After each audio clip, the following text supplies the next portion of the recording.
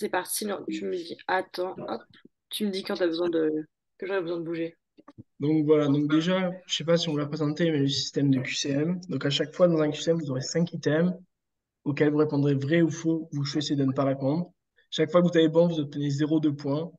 Et chaque fois que vous répondez faux à un item, c'est -0. Les QCM peuvent aller en négatif. Donc c'est important d'être sûr quand on répond à la question. Donc là, c'est le premier QCM, c'est sur le début du cours de chimie, sur la partie sur les atomes. On va vous laisser quelques minutes pour répondre et n'hésitez pas à nous dire quand est-ce que vous avez répondu. Donc, alors, la A était fausse, donc ça c'est du cours. Donc, c'est pas les propriétés chimiques, mais bien physiques qui dépendent de la masse. Voilà, donc la B c'était vrai. Le poids du cortège électronique, il est négligeable. Et la C aussi était vraie. La D était fausse parce que les électrons ne font pas partie du noyau. Il y a vraiment que les protons et les neutrons. Et les électrons, c'est vraiment dans le cortège électronique, c'est hors noyau. Donc la D, elle est fausse. Et la E, si on prend vraiment en valeur absolue, vous l'avez dans le cours, c'est un proton, c'est plus E et un électron, c'est moins E. Donc vraiment, si on prend en absolu, c'est la même. Voilà. Donc les bonnes réponses, c'était B, C, E. Et donc voilà. Donc pour le QCM2, on va vous laisser un peu plus de temps parce que c'est quand même un peu plus complexe, mais voilà. Bon, je vois qu'il y a déjà des réponses, on va peut-être corriger. La A, le nombre 24 représente la somme du nombre de protons et de neutrons. Voilà, donc effectivement le A, donc c'est le nombre de masse, c'est le nombre de protons et de neutrons, c'est le noyau, c'est les nucléons en fait. Donc la B a été vraie, c'est du coup c'est bien le nombre de protons et de neutrons, donc le nombre de nucléons. La C, elle était fausse parce que comme on l'a vu juste avant et c'était dans le cours, la masse des électrons c'est négligeable et donc la masse vient vraiment du noyau des neutrons et des protons. Donc c'était 12 isotopes pour la D, donc ils ont les mêmes propriétés chimiques et c'est juste ce qui diffère, c'est leur numéro atomique. En fait, ils ont le même nombre de masses, c'est le numéro atomique qui va différer. Voilà. Et pour la E, des isotopes, du coup, ils se différencient par leur A. Excusez-moi, il y a un d'entre vous qui voulait revoir les corrections juste un petit peu. Donc, si juste on pourrait les représenter, peut-être si tu peux dire celles qui t'ont posé problème pour qu'on puisse te la réexpliquer. Ouais, je viens de voir DE, effectivement, il y a une petite erreur. 24, c'est pas le Z, c'est le A. C'est le nombre de masse et pas le nombre atomique. Voilà. C'est pour ça que ça peut paraître incohérent. Il y a une erreur. 24 et 25, c'est le nombre de masse et pas le numéro atomique. Donc si ça paraît pas logique, c'est normal. Mais du coup, c'est bien ça. Il se différencie par le nombre de A et c'est bien des isotopes, du coup. Après, s'il y a des questions que vous préférez poser à l'oral, n'hésitez pas à activer le micro, hein. Et sinon, voilà. S'il y a besoin de revenir, vous n'hésitez pas. Ok, ok. Bon, ben, on va corriger. Du coup, la première, c'est la définition même de la mole. C'est vraiment, si je peux vous donner un conseil, vraiment les deux premières questions, là, les items A et B, apprenez-les par cœur. Parce que franchement, ça tombe plutôt fréquemment et c'est vraiment que de la définition. Donc la A, c'est vrai. La B aussi. La C, c'est faux. C'est pas la bonne formule. Ça, c'est la E égale H fois V. Ça représente l'aspect corpusculaire. Voilà. Ensuite, hop là, parfait, merci. La D et la E sont fausses. Effectivement, l'état fondamental correspond à un état où l'électron possède l'énergie la plus basse, soit N1, c'est moins 13,6 électronvolts. Donc c'est faux. Et pour la E, c'est un électron peut absorber de l'énergie pour être projeté sur des couches supérieures si l'énergie est suffisante. Alors il est ionisé. Non, il est excité. Il est ionisé que si l'énergie reçue, elle est supérieure à 13,6 EV. Ouais, bien sûr. Tu peux remonter, s'il te plaît, pour la correction de la C. Bon, pareil, on vous laisse un peu de temps pour réfléchir à ce QCM. La E est décalée. Et, enfin, le nombre quantique, L égale 2 correspond à une orbitale atomique D. C'est bien l'item E. Bon, on va corriger. Alors, alors. Euh, la A, donc elle était fausse. Le retour à N1 s'accompagne de l'émission d'une onde électromagnétique appartenant à la série de Lyman. Voilà. Donc la B aussi était fausse, car le visible c'est associé vraiment à la série de Balmer. Voilà. La C était aussi fausse, car il est impossible de déterminer la position exacte d'un électron autour du noyau. On peut déterminer le volume dans lequel il est, la probabilité de le trouver, et donc elle est supérieure à 90, c'est l'orbital atomique. Vraiment, on ne peut pas déterminer la position exacte. Donc si vous voyez ça, c'est faux. Vraiment, c'est faux, réfléchissez pas, c'est faux. Impossible position exacte. La D aussi était fausse. N, c'est le nombre quantique principal. Donc voilà. Le nombre quantique secondaire, c'est le nombre L. Voilà, voilà. Du coup, le QCM5, c'est vraiment les orbitales atomiques. Dans le chat, il y a quelqu'un qui a posé la question de qu'est-ce que c'était les séries de Lyman et de Balmer. En fait, c'est lorsque, eh bien, il y a un électron qui est excité et que celui-ci retombe en fait à des couches inférieures. Par exemple, il était à N2, il va retomber à N1. C'est ce qu'on appelle une série et ça va émettre en fait de la lumière, que ce soit dans l'UV, que ce soit dans le visible ou dans l'infrarouge. Donc, par exemple, la série de Lyman, c'est lorsque eh bien, l'électron retombe eh bien, à n qui est égal à 1, et ce sera dans la série eh bien, de l'UV. Pour Balmer, c'est n qui est égal à 2, ce sera le domaine du visible, et Patchen, c'est n3, et c'est dans le domaine de l'IRM, de l'infrarouge. Si vous n'avez pas vu ça encore pour la pré-rentrée, juste gardez ça dans le coin de votre tête, mais ne l'apprenez pas, et probablement que vous verrez ça en fait dans les cours à venir durant cette année. Je sais pas si ça peut répondre à ta question, dis-moi.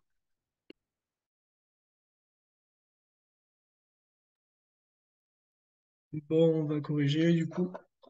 Euh, je vois que vous êtes plutôt tous très d'accord sur les réponses. Donc effectivement, c'est bien C et D. Donc pour la justification, ben, pour la A, effectivement, M, il doit être compris entre -1 et 1 par rapport à L1. Donc il ne peut pas être plus grand que le L1, plus grand que le L, pardon. Voilà. Pour la B, N, c'est jamais zéro. C'est jamais, jamais zéro. Et la C et D étaient beaux. Et la D était fausse car le L est, est trop grand, il doit toujours être inférieur. Voilà, voilà.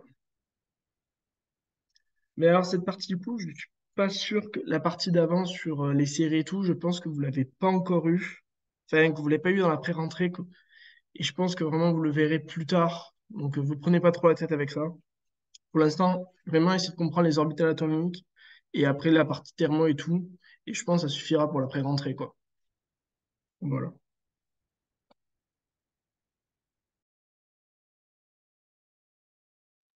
Du On vous coup, là, laisse on quelques passe. minutes pour celui-là Ah, aussi. Pardon, excuse-moi. On vous laisse vas-y, quelques minutes vas-y. pour celui-là aussi et vous nous dites dans le chat dès que vous avez quelques réponses.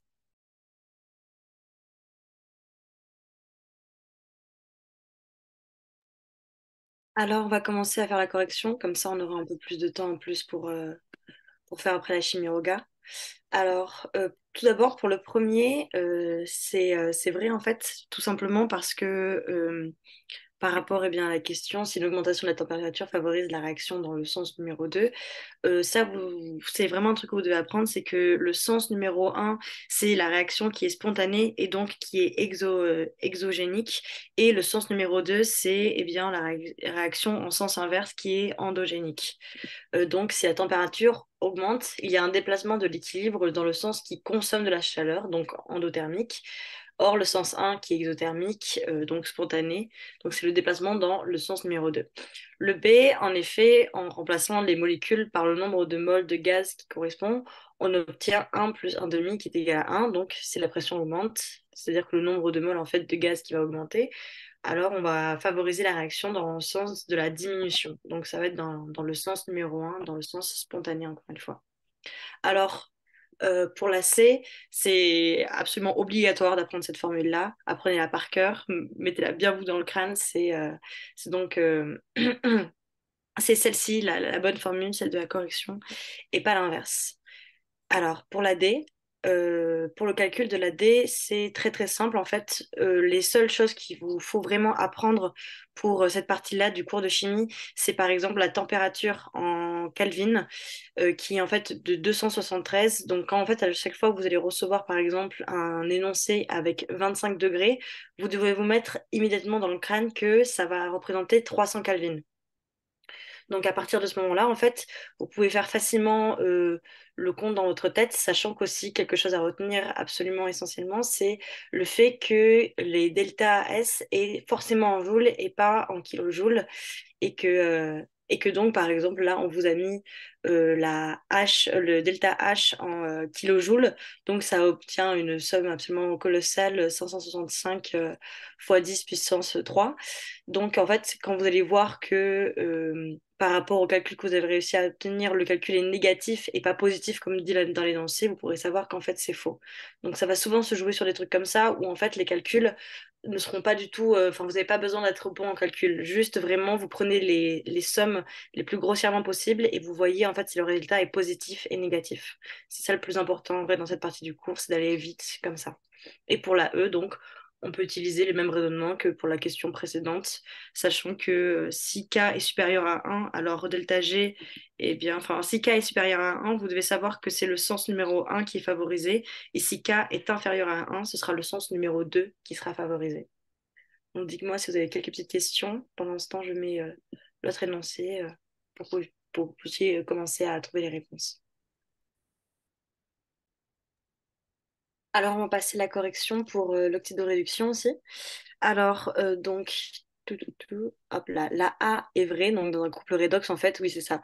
C'est que ce sera toujours sous la forme de oxydant réducteur, donc vous ne pourrez pas vous tromper, en fait, et ce sera toujours aussi plus simple pour faire les équations vous-même. Ce sera forcément de ce sens, vous n'aurez jamais réducteur ou oxydant. Donc la A est vraie. B, si on applique la méthode, alors dites-moi dans les commentaires si vous avez réussi, enfin dans les commentaires, dans le chat, si vous avez réussi à faire l'équation. Donc celle-ci était vraie. Et il faut toujours suivre en fait exactement le même processus qu'on vous a appris la dernière fois en cours de chimie. En fait, c'est toujours d'abord on équilibre les éléments qui sont pas ni O ni H. Là, bah, il n'y avait pas besoin d'équilibrer. Les S étaient tout à fait équilibrés. Donc en fait, après on est parti à l'oxygène. C'est toujours très important, j'insiste vraiment dessus, de toujours prendre exactement cette suite d'événements. D'abord, les éléments qui ne sont pas ni O ni H, ensuite O. Donc on se rend compte eh bien, on doit équilibrer à droite. Il en manque deux, donc on les rajoute. Hop. Maintenant qu'on a 2H2O, on se rend compte qu'il manque 4H, donc on va les mettre à gauche et à partir de là, eh bien, on va devoir équilibrer les électrons. Et on se rend compte qu'en fait, il va manquer 2 électrons de la partie gauche pour pouvoir équilibrer en fait la réaction. Donc, eh bien, la réponse B était juste. Alors pour la C, pour répondre en fait à ce genre de questions, si on vous demande hop, si dans le NO de Ni augmente, donc c'est une oxydation, là, rien de plus simple. Il vous suffit de faire la demi-équation. Après avoir fait la demi-équation, vous vous rendez compte qu'en fait, on est passé de 0 à plus 2. Et donc, on a une augmentation. Et comme vous l'avez appris la dernière fois en cours, lorsqu'il y a une diminution de NO, ce sera une réduction. Mais lorsqu'il y aura une augmentation du NO, donc ce sera ben, une oxydation. Ensuite, hop là, pour la D. Donc, comme on vient de le voir, en fait, il y aura souvent ça pour ce genre de questions en chimie. C'est pour ça que c'est toujours sympa, en fait, d'apprendre parfaitement, en fait, l'oxydation, avoir bien fait, etc., les réductions, savoir parfaitement faire les calculs, entre guillemets, des équations, parce qu'après, vous allez avoir plein de questions sur ça. Si, par exemple, ce sera une question A ou B, et la D, la E, vous pouvez être persuadé que ça va être des questions sur l'équation, en fait. Donc, c'est vraiment ça qui a bossé, un peu moins le théorique, vous verrez ça dans les annales, etc. Mais le plus important, donc les équations. Et donc, on nous dit que pour la D, comme nous, grâce à l'équation qu'on a fait, on s'est rendu compte qu'on a obtenu une oxydation, parce qu'on a une augmentation du NO, on est forcément au niveau ben, de l'anode. Ça, vous devez l'apprendre aussi par cœur. Oxydation, forcément, dans la pile, ce sera l'anode, et la cathode, ce sera la réduction. Et pour le E, une question de cours basique, oxydation, c'est une perte d'électrons et pas une augmentation d'électrons. Pour le coup, le... Hop, hop, hop. Donc, pourquoi est-ce que D est faux? Parce qu'on sait qu'en fait, il s'agit de ce couple-là qui va être réduit. Parce qu'on réduit toujours, enfin, l'oxydant et le réducteur, ça va toujours être les éléments les plus forts, entre guillemets, les plus puissants. Et là, il s'agissait de SO4-2 qui était le plus fort entre les deux. Donc, c'était forcément lui l'oxydant. Et donc, c'était Ni qui était réducteur dans cette réaction-là, par exemple. C'est comme ça que tu sais vont être les éléments que tu vas devoir réduire et les éléments que tu vas devoir oxyder. Je sais pas si j'ai été assez claire, dis-moi.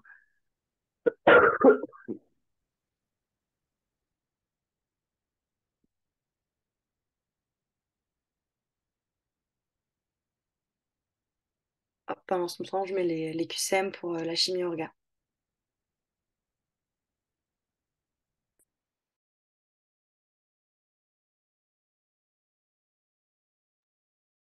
Je vois qu'il y a une question. Donc, pour un carbone asymétrique, R, donc déjà, il faut que tu aies un carbone asymétrique, donc un carbone avec quatre, donc il y a quatre substituants différents. Et R, en fait, c'est quand tu fais l'ordre de priorité de tes substituants, il faut que ça tourne dans le sens qui est inverse des aiguilles d'une montre, dans le sens des aiguilles d'une montre. Pardon. Pour les questions sur l'oxydoréduction, on termine les QCM avec le suivi de chimie orga et après je réponds pour ceux qui n'ont pas compris. On reviendra sur le QCM d'avant. Je vous propose de commencer à regarder ne serait-ce que le A.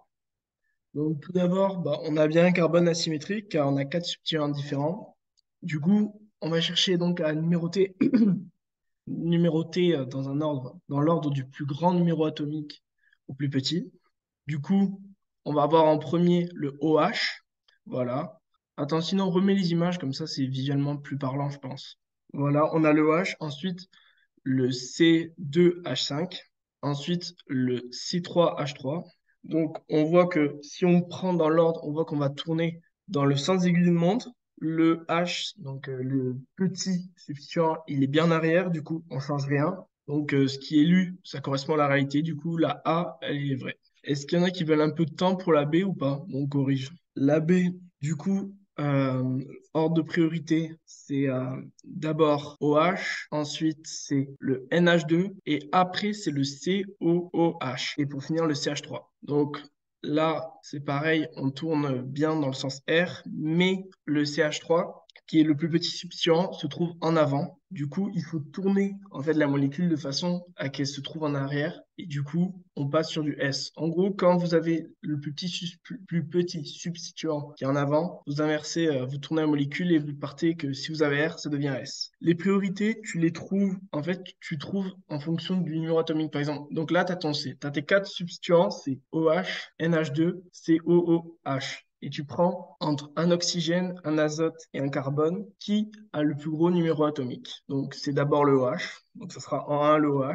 Ensuite, c'est l'azote, donc l'azote en 2. Et pour finir, c'est le carbone, donc ça sera le carbone en 3. En fait, c'est par rapport au numéro atomique. C'est pour ça qu'on vous demande d'apprendre vraiment les deux premières lignes du tableau parce que vous en aurez vraiment besoin, surtout pour la chimie orga, quoi. Donc voilà, donc la B, elle est fausse. La C, donc si on prend, c'est pareil, toujours pareil. Donc le plus grand numéro atomique, c'est d'abord, c'est SH. Donc, premier SH. Deuxième, ce sera COOH.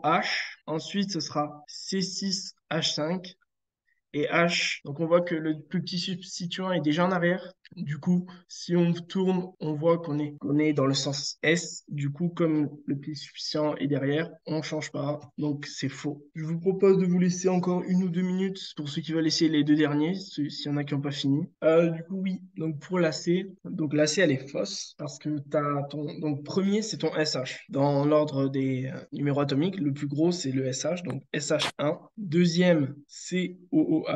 Et troisième, C6H5. Je sais pas si tu vois, mais si tu cherches à tracer dans l'ordre dans lequel ça vient, ça te donne dans le sens inverse aigu d'une montre. Donc c'est le sens S. Et du coup, c'est S. Vu que le H est en arrière, on change pas, ça reste S. Du coup, c'est faux. La B, elle est fausse parce qu'en fait, donc si tu lis comme ça, c'est bien R. Mais il faut que le quatrième substituant, le plus petit, il soit en arrière. S'il est en avant, il faut que vous inversiez, vous changez, enfin, dans l'espace, il faudrait que vous changiez de conformation. Et concrètement, dans un QCM, si vous trouvez R et que le plus petit substituant, il est en avant, vous changez, vous mettez S.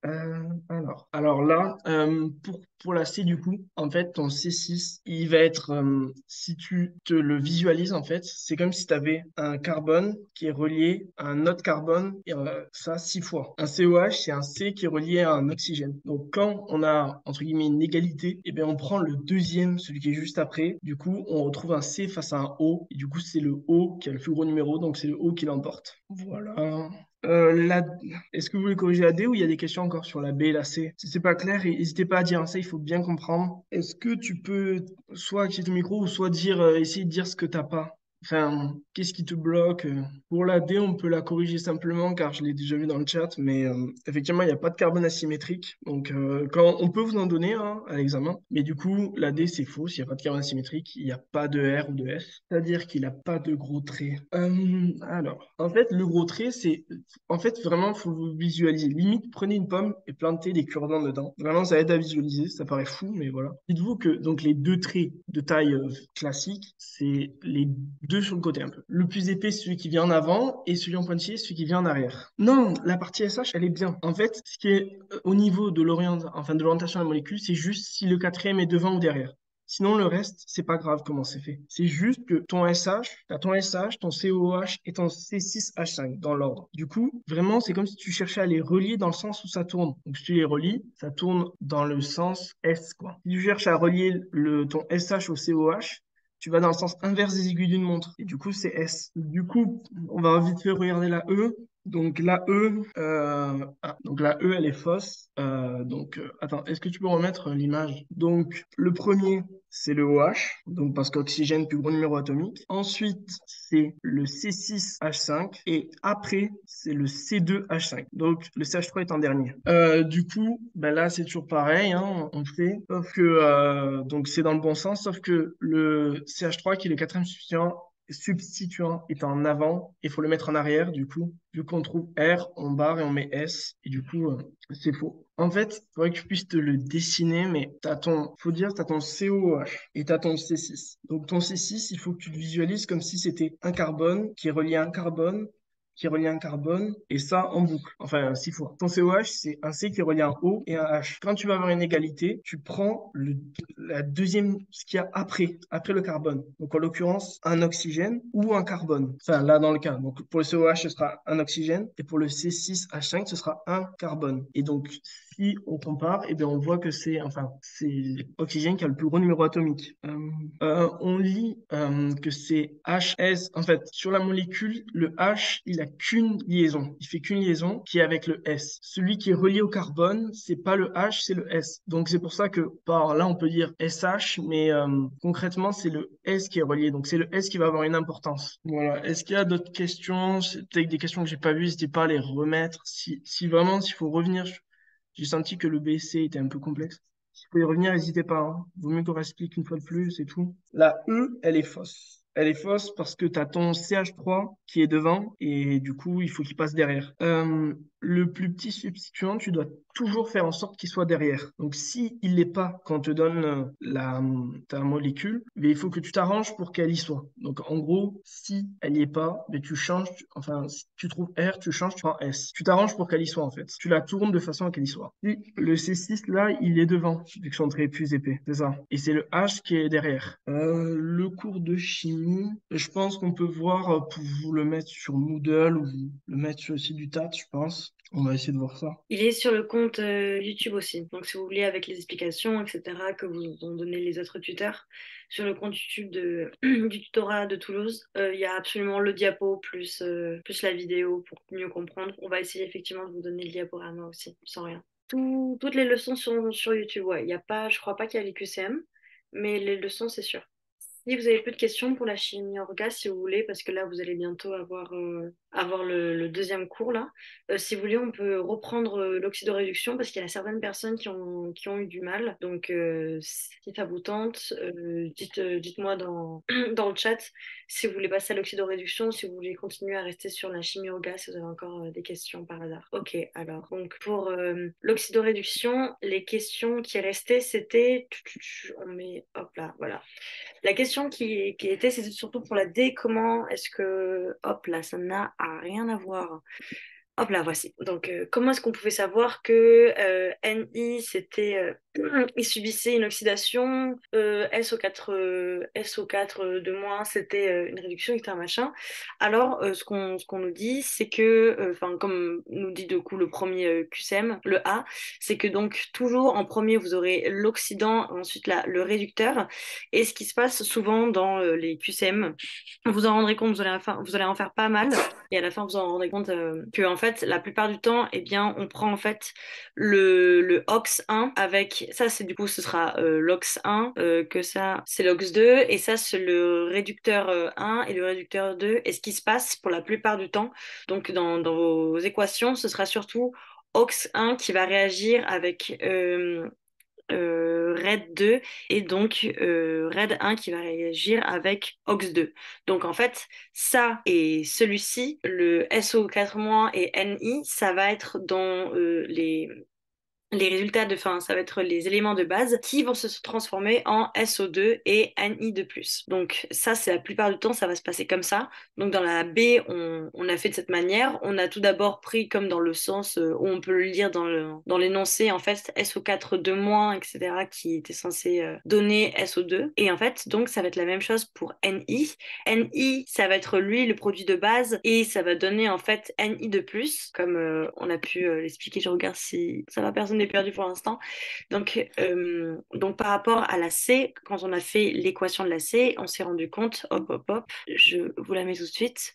Voilà, qu'on a obtenu 2 électrons. Donc en fait, on est passé de 0 à +2. Donc comme on l'a vu, augmentation égale oxydation. Donc, on sait maintenant que le produit Ni de plus subit une oxydation. Et dans votre leçon, vous avez vu qu'en fait, le produit qui va subir une oxydation, c'est celui qui est au niveau de l'anode. Et celui qui va subir une réduction, c'est celui qui est au niveau de la cathode. Donc, c'est comme ça que vous le savez, en fait. Et c'est pour ça que c'est très important de faire et de savoir faire l'équation du début, l'équation, enfin les demi-équations et l'équation en entière, parce qu'en fait, vous aurez que des questions sur ça après pour les deux, trois questions qui vont suivre, quoi. Donc, je sais pas si c'était assez clair. Dites-moi dans le chat si c'était clair pour vous. En tout cas, j'ai essayé de vous l'expliquer le mieux possible. Oui, c'est ça. En fait, donc, on prend le OX1 qui est ici, du coup, SO4 de moins, et on prendra la RAID 2. En fait, c'est ça la réaction. On prend OX1 RAID 2 qui est égal, en fait, à OX2 RAID 1. Et donc, l'équation sera plus facile. Normalement, ça va se passer comme ça. C'est très rare, ou je crois que j'ai peut-être vu ça une fois dans les annales, que ils n'avaient pas fait dans le bon sens, etc. Machin. Ils avaient fait dans le sens inverse, mais d'habitude, ils vous laissent comme ça parce que déjà, ça prend du temps de faire les équations, etc. Machin. Donc voilà, apparemment, il n'y a plus de questions. La seule chose que, ben, là, on a terminé les QCM. Pour vous, la seule chose que je pourrais vous dire par rapport à cette matière qui est la chimie, c'est que vraiment travailler à fond, à fond, à fond les QCM et les annales, c'est vraiment ça qui va être le plus important parce que ça va être plus une épreuve de vitesse qu'autre chose. Et donc, le plus important, c'est de réussir à faire les exercices le plus rapidement possible.